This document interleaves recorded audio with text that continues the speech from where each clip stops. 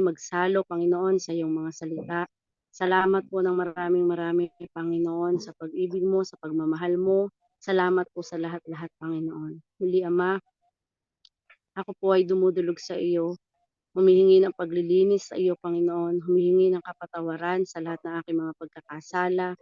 Ano man po, Ama, ang nakikita mong bahid karumihan sa aking puso na hindi naging kalugod-lugod sa iyo, Ama. Patawarin mo po ako, Panginoon. Pakalinisin mo po ako, Ama. Hugasan mo po ako, Ama, ng iyong banal na dugo upang maging karapat-dapat ako, aming Ama, sa iyong harapan. Lord, salamat po ng maraming Ama, sa kapatawaran na iginagawad mo sa akin at sa bawat isa sa amin. Muli, Ama, ako po ay dumudulog sa iyo, patnubayan mo po ako, Ama. Ikaw lamang po, Panginoon, ang siyang marinig. Itago mo po ako, Panginoon, sa iyong likuran. Ikaw lamang po, Panginoon, ang maitaas ang mga parangalan at ang salita mo lamang po, Ama, ang mahayag, Panginoon. Gamitin mo lamang po ang aking mga labi, Panginoon. Lord, salamat po ng maraming na pagbalot mo ng banal mong dugo, Panginoon, sa gawaing ito, Panginoon. At dalangin ko po na balutan mo rin po nawa ng banal mong dugo ang bawat isa sa amin, maging aming mga internet, Panginoon. At akin pong sinasawata, Panginoon, at winawasak ang banta ng kaaway in the name of Jesus. Hallelujah, Jesus. Salamat po ng maraming aming Panginoon Jesus. Ama, muli, sa iyo lamang po ang pinakamataas na papuri, pasasalamat at pagdakila. We claim victory in the name of Jesus. Amen. Yan, sige po mga mahal ko, tayo po ay dumako sa ating pag-aaralan. Yan. So ito pong pag-aaralan natin ay familiar na familiar po sa bawat isa sa atin. Ano po? Pero naniniwala po ako na si Lord ay lagi pong nagbibigay sa atin ng fresh revelation sa bawat isa sa atin. So yung atin pong scripture, mga mahal ko, ay matatagpuan po natin sa Marcos chapter 4, 35 hanggang 41. Sige po, basahin po natin. Ayan. Sabi po dito, ulitin ko po ang atin pong scripture, mga mahal ko, ay nasa Marcos chapter 4, verse 35 to 41. Sabi po dito, kinagabihay sinabi ni Jesus sa mga alagad, tumawid tayo sa ibayo. Kaya't iniwan nila ang mga tao at sumakay sila sa bangkang sinasakyan ni Jesus upang tumawid ng lawa. May iba pang mga bangkang nakisabay sa kanila habang naglalayag. Inabot sila ng malakas na bagyo, kaya't ang bangkang sinasakyan nila ay hinampas ng malalaking alon at ito'y halos mapuno na ng tubig. Si Jesus ay natutulog noon sa may hulihan ng bangka, nakahilig sa isang unan.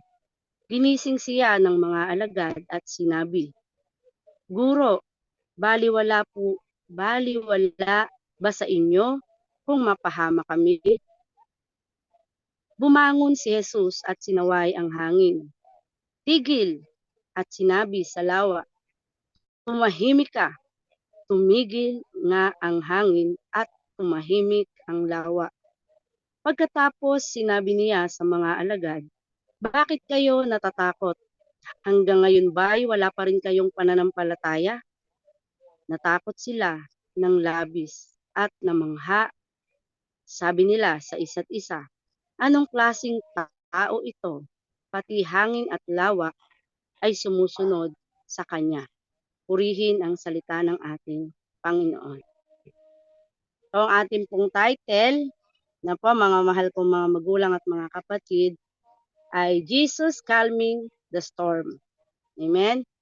So alam ko po nagtataka yung iba, ay parang ano naman sobrang parang simple ng mensahe. Parang madalas ko nang marinig. Amen? Madalas na po talaga nating marinig ang mensaheng ito. Ano po mga mahal ko?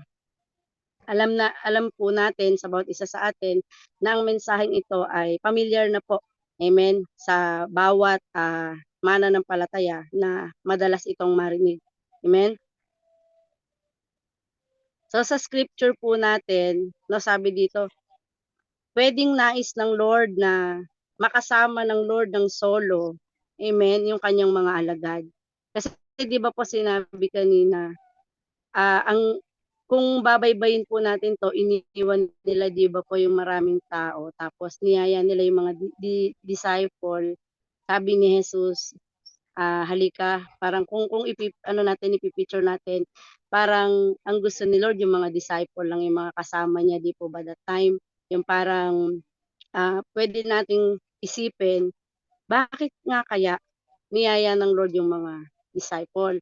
Ako po habang nagbabasa, mga mahal ko, ninanamnam ko po kanina, sabi ko, bakit nga kaya pwedeng gusto ni Lord magpahinga ng kasama yung mga disipulo. Amen? Dahil si Lord po ay 100% na naging tao. Amen? Nagkatawang tao siya, di ba po? At 100% na God siya. So bilang 100% na tao, amen, nararanasan din po ng Lord ang mapagod. Di ba po? Bilang, kaya nga po alam ng Lord yung pakiramdam natin, yung feeling natin. Ano po, pag tayo dumadanas ng pagsubok, alam lahat ni Lord kasi naging tao siya. Amen, naging 100% na tao po ang ating Panginoon. Morning, Dad. Amen. So, pwede rin po, mga mahal ko, na kaya niya niyaya yung mga disciple, amen, na makita at maranasan ng mga disciple. So sabi nga, yung kaisipan ng Panginoon ay hindi natin maaarok. Amen? Pero nandun yung pagbubulay-bulay na tinatawag. Kung titignan natin, kasi pag wala po sa puso natin, parang wala lang, binasa lang po natin ng paulit-ulit. Di ba po mga mahal ko? So kung nanamnamin nga po natin, yan, wait lang po. Yan. Mapapansin din po natin, ano po sa verse na binasa, meron pong nakisabay sa kanila. 'Di ba po? Napansin niyo po 'yun mga mahal ko. 'Di ba po may nakisabay sa kanila na ibang bangka. Nakisabay sa kanila pero hindi sila, kumbaga hindi sila yung sinama ni Lord, ang sinama ni Lord yung mga disciple, may nakisabay sa kanila. Amen. Pagdating naman po sa 37, na po kung babaybay natin, makikita po natin na doon na po nagsimula na kung 37, 36, tignan po ulit natin. Kaya sa 37, doon na po umano yung malalakas na alon. Doon na po umano yung bagyo. Pwede pong sabihin ng mga nakisabay dahil yung mga nakisabay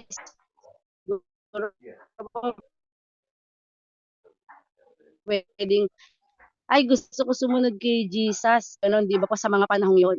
Pero nang sumasama na yung panahon, pwedeng sabihin nung sumusunod, di ba? Ay, wag na lang, di na lang ako susunod. Wag na lang tayo sumunod. Wag na tayong tumuloy kasi ayan na yung bagyo, ayan na yung malakas yung hangin, sumusunod sa kanila. Amen? At pwede naman din pong manatili sila dahil kilala nila yung Diyos.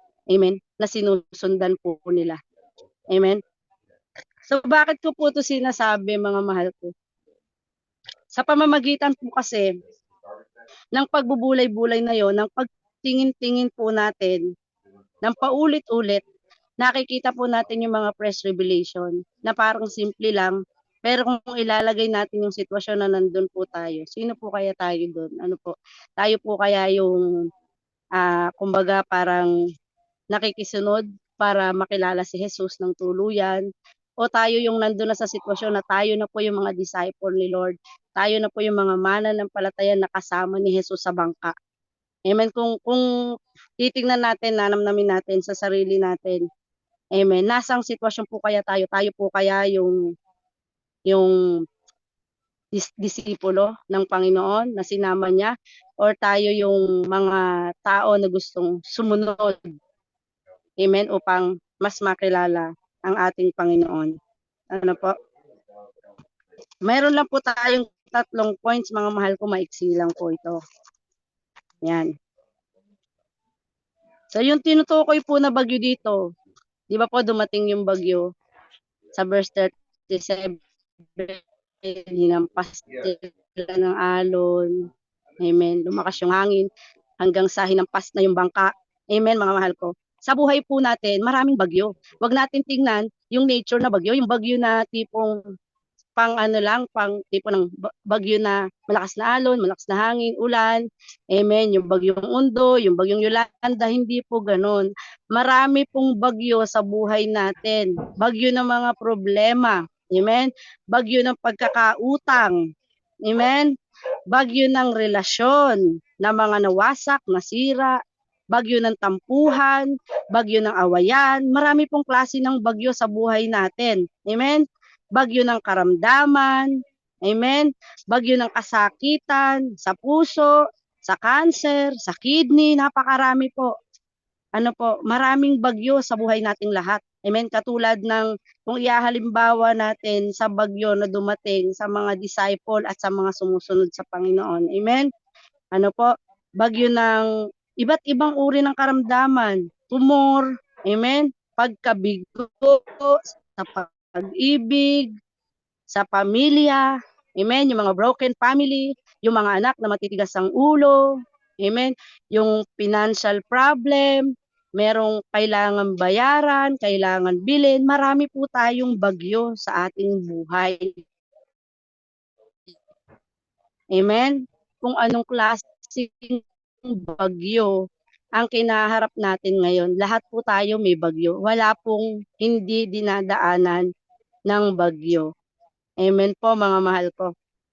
Yan o. Sa mga bagyo na to, tayo nakikilala ng ating Panginoon. Ano po, mga mahal ko. Sa yung atin pong first point, ano po, mga mahal ko, namnamin natin ano po ba yung bagyo ngayon sa buhay natin. Kung dumadanas po tayo ng sama ng loob, bagyong maituturing po yan, kumpas ng karamdaman na mabigat para sa atin. Kung dumadanas tayo ng utang na hindi natin alam paano to babayaran. Amen. Kung dumadanas tayo ng yung taong mahal natin, hindi tayo mahal, or kung dumadanas tayo ng ang mahal natin ay hindi natin pwedeng mahalin dahil bawal, no? So maraming uri ng bagyo sa buhay ng bawat isa sa atin. So ang atin pong first point, mga mahal ko, storm have a way of revealing the truth about you or about us and about me. Ano po, mga mahal ko? So tayo po ba yung klase ng tao na pag nasa sitwasyon ng bagyo ay, sabi nga po, ito yung daan kung paano tayo makikilala sa pamamagitan ng bagyo na dumarating sa buhay natin. No, tayo po ba yung klase ng tao na kapag dumating yung bagyo sa sitwasyon ng buhay natin, tayo yung umiiwas? Amen, sino po dito yung umiiwas sa bagyo? Amen? Tayo po ba yung tumatakas or tumatakbo sa bagyo? Ano po, mga mahal ko? O tayo po yung nagpapanggap na matatag. Amen? Na kaya ko tong bagyong to. Kaya kong harapin tong bagyong to. Kaya kong tapusin tong problema na to. May malalapitan pa ako. Amen? Malakas ako dito. Kaya kong kausapin to. Maaayos ko to. Yung parang, yun nga, nagpapanggap tayo na malakas tayo. Umaasa tayo sa sarili nating lakas, sa sarili nating galing, kakayahan. Amen? Or tayo yung tao na pag dumating sa atin yung bagyong to, tayo yung humaharap sa bagyo. Amen. Yung hindi tayo tumatakas sa problema, hindi tayo umiiwas, hindi tayo tumatakbo. Alam nyo po, kanina, yan, di po alam ko nandito si Pastor Randy. No, to be honest, share ko lang po. Meron po kaming problema na mag-asawa. And sabi ko po, Lord, hindi ko to mabababa tong mensahe na to dahil ako po mismo ang tinatamaan at hindi ko po ito maibababa hangga't hindi po nare-resolve yung problema na mismong nasa sa amin. Amen. Sa pag-iwas, ito po inaamin ko po, ito po yung aking nagagawa na nakaraan hangga't maaari. Sabi ko, perfect timing. Mahilig po tayo sa ganon, di ba po, mga mahal ko? Kaya so dito po, no, sa mga storm na to, sa mga bagyong to, nakikilala kung sino po talaga tayo pag dumarating na. yung mga bagyong to. Ano po? So siyasatin po natin yung puso natin kapag dumarating tayo sa sitwasyon na eto na yung bagyo sa buhay natin, sino na po tayo? Anong klaseng disipulo na po tayo or anong klaseng mananampalataya na po tayo or anong klaseng anak po tayo ng Panginoon pag nasa gitna po tayo ng bagyo o ng pagsubok, ng problema. Amen, sa buhay po natin. Ano po?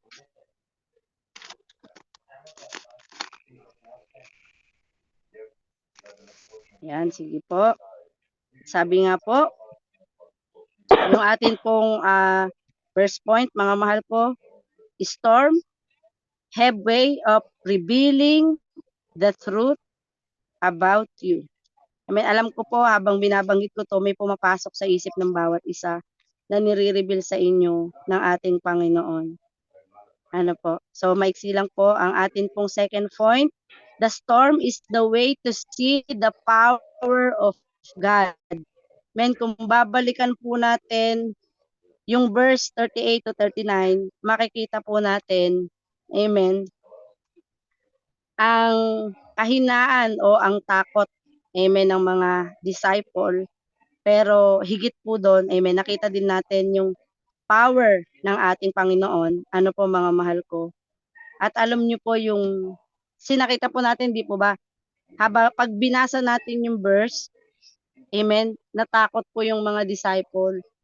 Ginising nila, di ba po si Jesus? Balikan po natin yung verse 37 tsaka 38 para po mas maunawaan natin. Sabi po dito, habang naglalayag, iniabot sila ng malakas na bagyo kaya't ang bangkang sinasakyan ay hinampas ng malalaking alon at ito'y halos mapuno ng tubig. Ito po yung 38. Si Jesus ay natutulog noon sa may hulihan ng bangka ng agad at sinabi, Guro, baliwala ba sa inyo kung mapahamak kami? Amen. So nakita po natin dito yung pagtatanong ng disciple ng kanyang amen. At bumangon si Jesus at sinawang higil at tumahimik ang lawa. Pagkatapos sinabi niya sa mga alagad, bakit kayo natatakot? Hanggang ngayon ba'y wala pa rin kayong pananampalataya? Amen. Kung babalikan po na takot po sa buhay natin kung tayo po yung mga alagad, tayo disciple. Amen.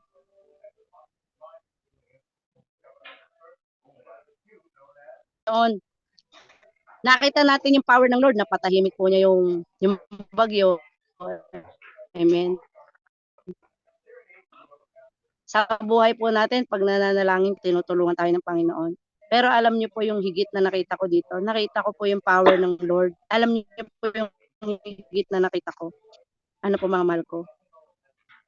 Alam niyo po ang nakita ko dito. Yung nakita ng disciple, yung sarili nila. Amen. Na hindi pala sila lubos na nagtitiwala sa power ng Lord. Although alam nila na ang Diyos maraming pinagaling, ang Diyos maraming pinakain. Amen. Alam nila na makapangyarihan si Lord. Pero nakita po nila yung sarili nila. Dahil natakot po sila. At tinanong ang Panginoong Jesus, wala ba sa'yo na mapahamak kami? Nawalan po sila ng tiwala sa Diyos. Sa buhay po natin, di ko po alam kung ano po yung pinagdaraanan isa sa atin. Hindi ko po alam kung ano yung bagyo bawat isa sa atin. Pero ito po yung nakita ko yung power ng Panginoon at yung kahinaan at yung takot. Amen. Ng mga disciple. At tayo din po, wala po tayong pinagkaiba doon mga mahal ko. Huwag po natin kakalimutan. Minsan, sa buhay natin, pag nagbabasa tayo ng Bible, Di ba po sabi sa salita ng Panginoon, ang takot ay hindi nagmumula sa Diyos. Amen. Hindi po nagmumula sa Diyos yung takot. So ito po yung nangyari sa mga disciple, na takot po sila. Amen. So nung sabihin ng ating Panginoong Hesus na hanggang ngayon ba wala pa kayong pananampalataya? Nakita po nila yung sarili nila. Paano po kung tayo yon? Sasabihan ni Lord, hanggang ngayon ba anak, wala ka pa rin tiwala sa akin? Di po ba? Hanggang ngayon ba anak, mas naniniwala ka pa rin sa sarili mong kakayahan, na kaya mong resolbahin yung problema mo, na kaya mong solusyonan yung problema mo, yung sa buhay mo. Yung bagyo sa buhay natin, tapak-tapak lang ng Panginoon yan. Amen. Na higit na mas malaki ang Panginoon sa bagyo na meron tayo. Nauutusan nga po niya, di ba? So dito po, kumbaga, nakita yung kung ano talaga yung, halimbawa po tayo, nakita kung anong klaseng tao tayo, anong uri ng tao tayo, ano po, sa sitwasyon na meron tayong pinagdaraanan. Doon po tayo higit na nakikilala. Amen. Madali po kasi tayong makilala ng iba kapag tayo po ay dumadanas ng sagana, dumadanas ng kagalakan, dumadanas ng kapayapaan. Amen. Pero yung time na tayo po ay nasa panahon ng bagyo, ano po mga mahal ko, doon po pala mas nakikilala tayo. Hindi sa panahon na sagana tayo at nakakatulong tayo. May time po na mas makikilala tayo sa sitwasyon. Amen. Na nandun tayo sa gitna ng bagyo. Kung paano natin tatayuan, kung paano tayo tatayo sa pananampalataya natin sa ating Panginoon. Amen. So sabi nga, mga mahal ko, yun yung ating pangalawang point. Balikan po natin para po naano natin. The storm is the way to see the power of God. Doon po nakita. Ano po yung nakita na power ng Lord? Una na, sa verse nakita natin na pinatigil niya yung bagyo. Pero much more na nakita ko po yung pagkatao. Amen. Sa buhay natin, halimbawa tayo disciple, much more nakita ko yung power ng Lord sa buhay ko na ganito lang pala yung faith na meron ako. Amen. Dahil mismo ang Diyos ang nagsabi, hanggang ngayon ba'y wala pa rin kayong pananampalataya. Amen. Yun po yung higit na power. Yung makilala natin, yung sarili natin, kung sino talaga tayo sa harapan ng ating Panginoon. Amen. Para po kasi sa atin, parang napakadaling humarap sa Diyos kapag wala tayong pagsubok. Para sa atin, parang napakadaling humarap sa Diyos pag tayo'y masaya. Amen. Pag maraming pagpapala sa buhay natin, pag maraming answered prayer sa buhay natin. What if kung ang bagyo sa buhay natin, malalaman natin, meron tayong cancer, mabigat, mahirap, hindi tayo makatrabaho. Amen. What if kung yung sitwasyon natin, amen, hindi na tayo makadilat, hindi tayo makalakad, paano tayong tatayo sa sinasabi nating pananampalataya? Ito po yung power na nakita ko. Yung power na makilala natin kung sino tayo. Amen. Sa gitna ng bagyo. Ano po mga mahal ko? Amen. So yung atin pong pangatlong point, mga mahal ko, hindi ko po alam kung sino po dito sa atin yung may mabibigat na pinagdaraanan. Hindi ko po alam kung ano yung sitwasyon ng bawat isa. So yung ating pong pangatlong point, the storm is way to know the measure of our faith. Amen. Dito nasusukat ang lalim at klase ng ating pananampalataya. Ano po mga mahal ko? So yung atin pong pangatlong point, mga mahal ko, yung bagyo daw po, amen, ay nagiging daan para masukat yung lalim ng pananampalataya natin sa ating Panginoon. So kung titingnan natin, parang simple lang 'to, narinig ko na 'to, Mark 4, narinig ko na 'yan, 35 to 41 narinig ko na 'yan, alam ko na 'yan. Pero alam niyo po mga mahal ko, napakasarap namnamin ng mensahe ng ating Panginoon na 'to palang bagyo na 'to, amen, 'tong pag-aaral natin na 'to ay magiging daan ng Panginoon para maging sukatan ng ating pananampalataya, kung gaano kalalim ang ating pananampalataya. Amen. So, sa ano po, pwede pong makisuyo, Kuya Kajun, sa pwede pong pabasa ng Matthew 7:25 to 27. Amen po. Amen po. Matthew 7:25 to 27 po, Kuya. Matthew 7, 25 to 27 po. 25 to 27. Amen po.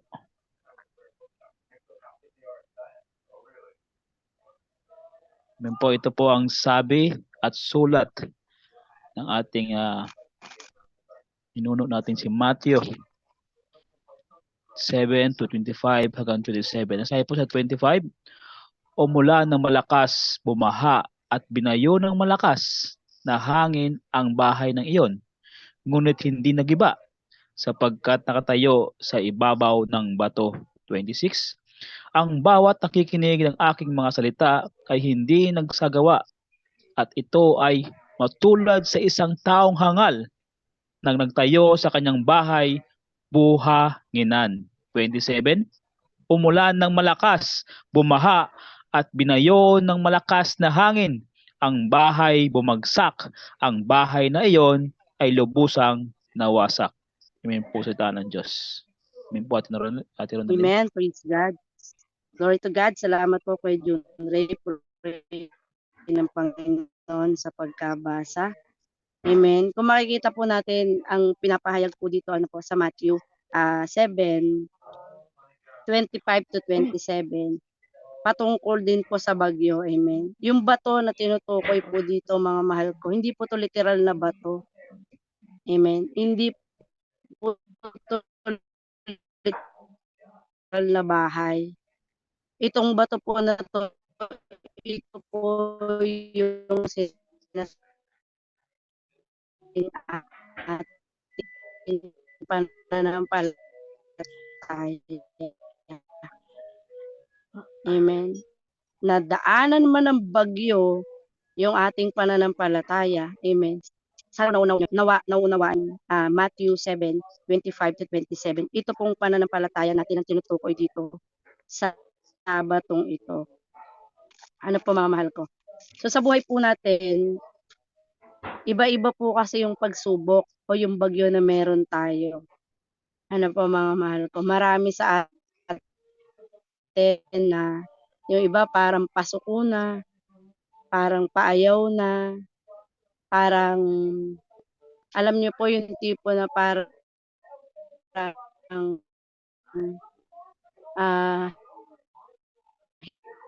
hihiling sila minsan pray mo. Okay po yun. Tama po yun at maganda po yun. Pero alam niyo po kung ano yung mas maganda. Amen. Yung patuloy at patuloy. Amen. Nakilalanin natin ng Diyos. So kung talagang kilala natin ng Diyos, sabi nga, ano man yung sitwasyon natin, alam.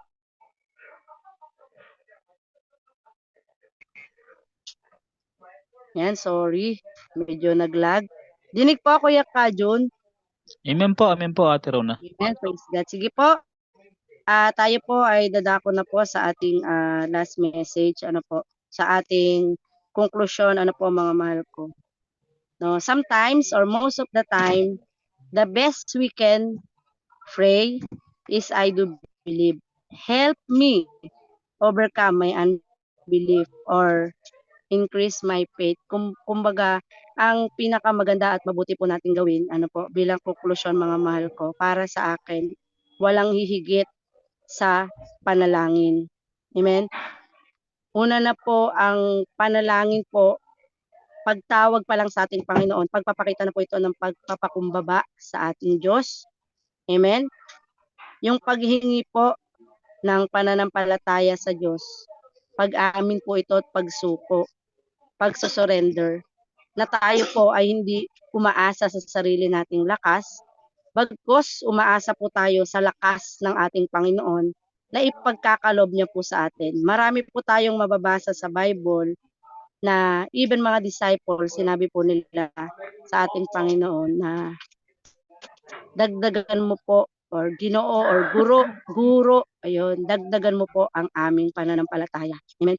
So tayo po bilang mga anak ng Panginoon, madali pong sabihin na matagal na ako sa ministry, madaling sabihin na kilala ko si Jesus, at madali pong sabihin na no turning back, hindi na ako babalik sa dati or hindi ako aayaw, madaling magsalita na mananatili ako kay Jesus sa time na hindi pa po tayo nakakadanas ng matinding bagyo sa buhay natin. Malalaman lang po natin, amen, na totoo ang mga sinasabi natin pag nasa sitwasyon na po tayo ng bagyo sa buhay natin. Doon po natin marirealize, amen, kung magpapatuloy po tayo na magiging anak ng ating Panginoon. Amen. So tayo pong lahat na binigyan ng karapatan ng ating Panginoon. Amen. Meron po tayong authority. Ano po mga mahal ko. Kaya ang conclusion po para sa akin, mga mahal ko, ay yung panalangin. Wala pong iba para sa akin kundi panalangin. Lahat po ay nagbubuhat sa panalangin. Yung lakas na meron po tayo, na overcome po natin ang lahat dahil po sa panalangin. Amen. Kaya kung meron po dito mga mahal ko sa atin na dumadanas na nahihirapan manalangin, ibig sabihin po noon meron tayong fried chicken. Amen. Dahil yung pong kinakatamaran natin na lapitan ng Lord, meron tayong pride na tinatawag. Sorry po, pero yun po ang totoo. Amen. Ang dapat po nating gawin ay patuloy at patuloy na humingi ng tulong sa ating Panginoon, na patuloy tayong uhawin, patuloy tayong palakasin, patatagin ng ating Panginoon, dagdagan ng ating pananampalataya. Ayan. At alam ko po sa buhay ng bawat isa, ayan, ay meron pong nagrema. Ayan. So yun lang po yung ating message. Ayun, yun po yung pinadala. Hindi lang, amen, dahil yun po ay message ng ating Panginoon sa bawat isa sa atin sa dumadanas ng mga bagyo sa buhay. Yan po yung ng ating Panginoon sa atin. Yung mensahe ng Panginoon. So patuloy tayong manalangin. Sabi nga, be still. Amen, yung favorite natin na Psalms 46. Ano po? So sige po, tayo po ay manalangin. Hallelujah. Hallelujah, Father God. We thank you, Panginoon, sa oras na ito. Salamat po, Ama, sa mga salita mo, Panginoon. Salamat po sa pagpapaalala mo sa amin, Panginoon, na anuman ang bagyo na dumating sa buhay namin, Ama, ay tanda po ito, Panginoon, upang makilala namin ang aming sarili, upang malaman namin kung gaano kalaki or kalalim ang aming pananampalataya sa iyo, aming Ama. Salamat po sa pagpapaalala mo, Panginoon, na anuman ang bagyong kinakaharap namin ngayon, ito ay daan, Panginoon, upang mas lalo, Panginoon, na makilala namin, Panginoon, ang aming sarili, kung patuloy ba kami, Panginoon, na lumalalim sa pananampalataya namin sa iyo, aming Ama. Lord, salamat po ng maraming aming Panginoong Hesus. Muli, Ama, patuloy ko po na ipinagkakaloob sa iyo ang lahat ng papuri, pasasalamat at pagdakila sa tanging pangalan ng aming Panginoong Hesus, naming tagapagligtas. Look, here. I should work in a restaurant. Oh, wait. Kuya Kajun, are you there? Amen po. Nabitin po yung ano nyo, yung panalangin nyo eh. Hindi ko po narinig yung ano, yung amen. Amen po, Ate Rona. To God be the glory po, palapakan yung Panginoon sa buhay po natin, Ronalyn, na talagang po yung bagyo, kaya pala ako ngayon presider eh. Lahat po yun sa pool sa akin eh. Hindi lang po ako ng mga kapatid, ang lahat po tayo ay sa pool sa salita ng Diyos. Di ba? Kaya sabi po, yung favorite verse ni Ate Divine, Hebreo 4:12, ang salita ng Diyos ay ang kabilaang tabak na pumapasok sa kasukasuan, sa kabuto-butuhan ng ating katawan. O ba mga kapatid? Ito po yung Mark 4:35-41 mga kapatid, na yan ang sabi nga po natin Rona, narinig na po natin mga kapatid, bagkus mga kapatid, tunay mga kapatid na ang gamot po sa nakakalimot ay paalala. Ito po yun, mensahe po natin Rona, na paalala po sa ating lahat. Kung sabihin po natin na matatag na ako, Samson na ako, ang pinakamalakas sa Bible, Samson na ako. Pero mga kapatid, wag po tayo magsalita ng ganun. Hindi po ba? Kaya salamat po sa paalala na sa buhay po natin, Ronalyn. Alam ko po mga kapatid na meron po mga fresh revelation po ang bawat isa. Diba? Kaya ang bagyong ito, naalala ko po yung aking exhortation ko nung nag-prayer meeting po kami. Yung sa akin lang po, Ate Rona, yung kay Goliath po. Yung Goliath problem, Goliath utang. Gawin din po, parang tawag ito, dugtong po yung magabahagi po yung mensahe po na Rona at saka yung aking exhortation, yung bagyo natin, lahat po ng bagyo narasan po natin, talagang po ang ating anak ng Diyos ay ang sabi nga po sa First Peter sa First Pedro na talagang dumaan po tayo sa apoy para po makita yung ating naginingning ng panampalataya. Di po ba? Kaya mga kapatid, inanyahan ko po, itaas nyo po ang ating kilikili para po maamoy po ni Kuya John kung sino po ang may fresh revelation sa bawat isa. Tingnan ko po ang aking monitor. Wala pa. Nag-iisip pa. Sige po, welcome po sa bawat isa na bagong pasok mga kapatid. Kasi po sa buhay nyo. Ngayon lang po ako nakapasok ulit sa ating devotion kasi po ay mahigit po 2 buwan po akong panggabi. I-start po ng ating devotion ay 4 p.m. Yun lang po ang pasok namin ni Pastor Randy. Na 4 p.m. din pasok niya po ngayon. Panggabi po siya ngayon. Wala po siya ngayon. Mga kapatid. Amen po. Welcome po Ate Emergency ko ito. Yung pinsan ko po. Na taga Makati. Amen po. Ate Mary Grace.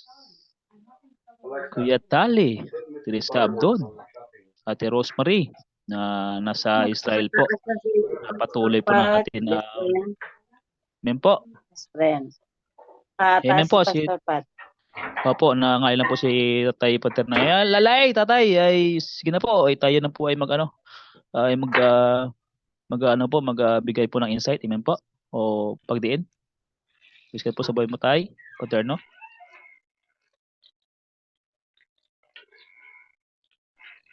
And praise the Lord. Magandang gabi sa ating lahat. Unang-una sa Panginoon, sa ating mga buhay. At patuloy